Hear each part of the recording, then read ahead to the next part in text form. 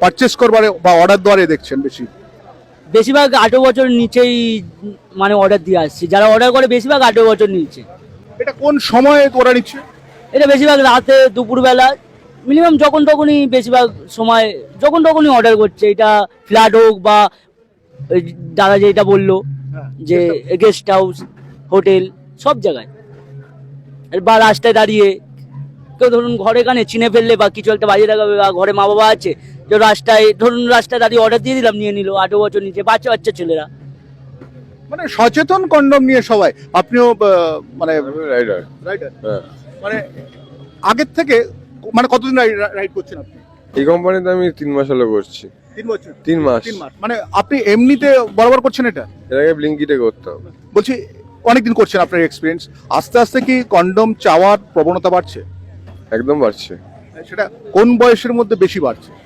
এটা বেসিক্যালি টিনেজারদের মধ্যেই বাড়ছে বেশি। টিনেজারদের মধ্যে এটার উত্তেজনাটা বেশি রয়েছে। টিনেজার বলতে বয়স মেনশন করতে পারবেন? টিনেজার বলতে যেরকম বলে 15 to 18, 19। এরা এই এটা মানে ক্লিকটা করছে কারা, অনলাইনে ডিমান্ডটা করছে কারা, ছেলে না মেয়ে? ছেলেও করছে, মেয়েও করছে। সিগারেটও যেমন ছেলেরাও করছে, মেয়েরা বেশি সিগারেটটাও অর্ডার করছে, কারণ সিগারেট তারা দোকানে গিয়ে কিনতে লজ্জা পায়।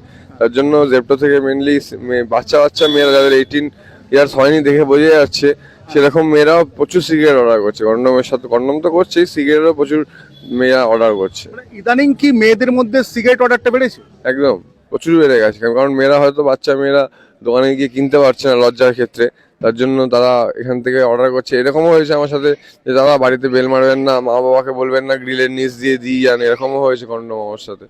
একজন মহিলা, মানে বাচ্চা মেয়ে। আচ্ছা, আর একটা জিনিস আপনাকে জিজ্ঞেস করি, ধরুন 100 জন ছেলে মেয়ে, পুরুষ মহিলা, তারা সিগারেট কেনবার জন্য অর্ডার করলো, তার মধ্যে বেশি কারা বেরোয়, মেয়ে না পুরুষ? মহিলা বেরোয়। কত পার্সেন্ট হবে প্রায় আনুমানিক? 65। 65%? এরা নাকি দেশের ভবিষ্যৎ। সত্যি বলছি, ভিডিওটা দেখার পর থেকে না বুকের ভিতরে দুপ দুপ দুপ করছে। কারণ আমারও ছেলে আছে, সে ঘরের ভিতরে কি করছে না করছে কি করে বলবো।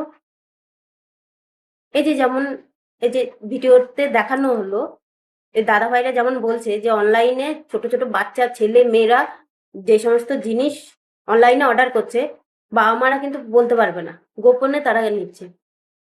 এবার আমার ছেলে যে নেবে না, তার কোন গ্যারান্টি আছে? তাই আমি তো ভেবে নিয়েছি আমার ছেলেকে যেমন ছোটবেলায় চোখে চোখে দেখে দেখে রাখতাম, ঠিক তেমনই এখনো চোখে চোখে দেখে দেখে রাখবো। একটুকু চোখের আড়াল হতে দেবো না। বাইরে যখন যাবে ওর বাবা দেখে রাখবে, আর ঘরে যখন থাকবে আমি দেখে রাখবো।